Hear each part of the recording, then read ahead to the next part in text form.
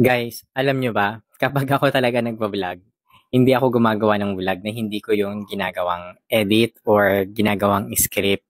Kasi minsan, kailangan mo maging professional para para tangkilikin ka ng mga manonood or ng mga viewers na magche-check out sa Yellow Basket mo. Pero for the very first time, gagawin ko tong hindi scripted or sabihin natin hindi mo siya inedit. Tuloy-tuloy lang, di ba?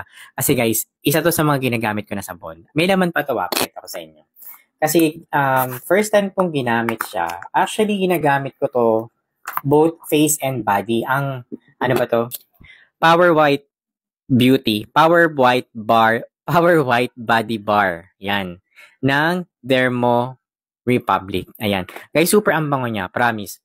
Yung tipong, kasi may mga sabon na, lalo na mayroong papaya soap, na talagang kapag ginamit mo siya, pagka medyo matagal na sa balat mo, nakaka-irritate siya. Tama? Pero pag ginamit mo ang Power White Body Bar ng Dermo Republic, guys, I'm telling you, kahit anong tagal ng babad sa katawan mo, hindi mai-irritate ang balat mo. Super ang ganda niya. And at the same time, hindi siya madaling maubos. Kasi merong iba na kapag nabababad or na anuhan ng tubig, talagang natutunaw ka agad. Pero guys, ito, super ang tagal na niya sa akin, guys. Araw-araw ko siyang ginagamit, pero talagang super matagal siyang gamitin and at the same, ang ganda sa balat, no?